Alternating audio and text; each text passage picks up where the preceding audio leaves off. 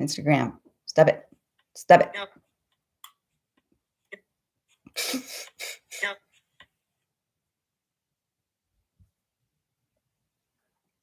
Okay, we're going here. Hi. One of my faithful, when she sent a list of like a mantra she'd written down to remind herself who she is, how precious she is to God. So we're just going to hop right into this. I hope and pray this resonates with you. If you are just so confident you never struggle with the voices in your head, then bully for you. Great. I'm not there. Every single time, even as I'm doing this every day, there's always that I think I want to throw up moment. There's always that, kind of smack of those voices in my head, like I was just saying. So we don't stay in our comfort zone.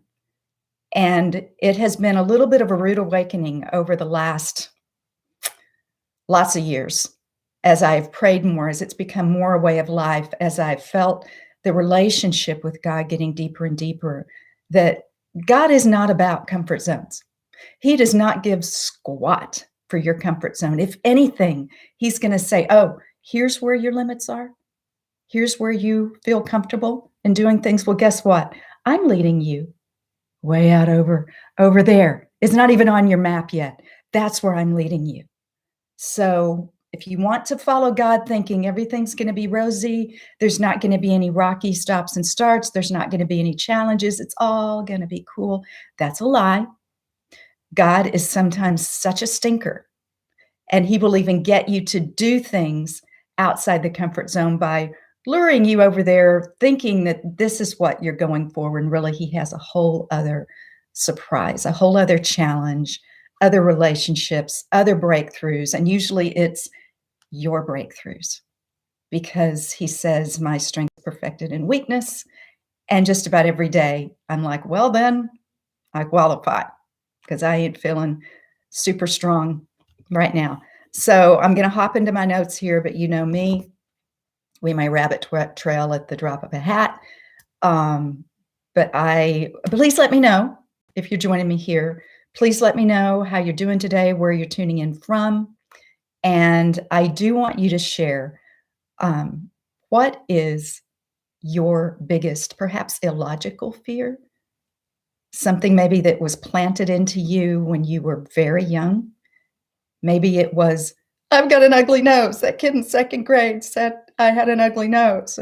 Or I'm heavy, I'm fat, I'm stupid because that one teacher told me that, you're never going to amount to anything. You see where I'm going? Maybe you had a parent who was like, you are so much more trouble than you're worth. Those kind of things can hit deep, can't they? Or maybe, like a lot of our topic here, it was your first sexual experience. Maybe you were just so much looking for validation that you gave in to somebody who did not have your best in mind. They were trying to just get another notch on their sexual bedpost or their whatever. And they wanted to brag about it, or they just wanted to meet their own needs. And then you felt used, kind of like a used condom thrown aside, and great. It wasn't anything about who I am. It was what they could do with me. There could be so many things that have been shouting in your ears for so long, but that's what we're here to do. We want to meet those internal demons, voices, strongholds, whatever you want to call them. We're addressing those. And then I'm going to ask that God takes it from there.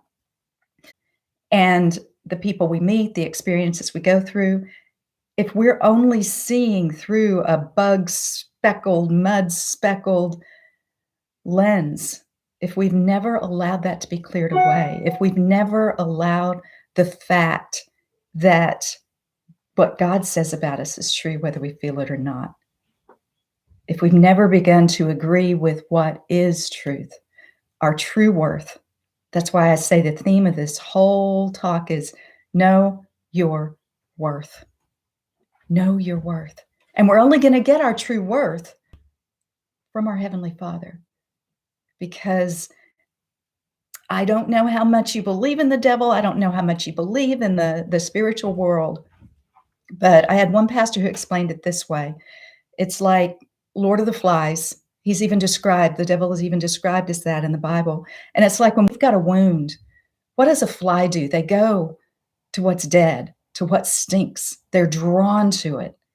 And you may have a wound. You have an open wound, a place where you've been shredded, where you've got these thoughts and these experiences, and it's painful. Well, that's what he goes for. It's like he's drawn to that wound.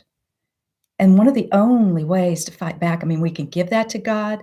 We can say, okay, God, I release that to you. I speak your healing over that. And I do that right now. And we need to partner with God to do our part. And I so love, there's so much more I could say about this, but I so love that last night I got this wonderful image from my friend, and she had written out kind of a mantra and what she was going to tape up on her bathroom mirror and read out loud to herself every day. Things like, I am worthy. I am loved. My husband loves me. He is not the enemy, because she had had bad things happen in the past. And it was hard for her to not come with like this shield up, expecting her husband to not be on her side. And that can really chip away at the foundation of trust in your marriage. So you see what I'm saying? She had written down, what does the Bible say? Here's an assignment for you. And this is off the cuff, but here's an assignment for you. There's a wonderful psalm in the Bible, Psalm 139. Look in the middle of the Bible, find it online, Psalm number 139. And it's just a long, wonderful rendition of what David felt God was saying to him, what David had experienced of his worth. I am fearfully and wonderfully made. He knew me when I was knit together in my mother's womb.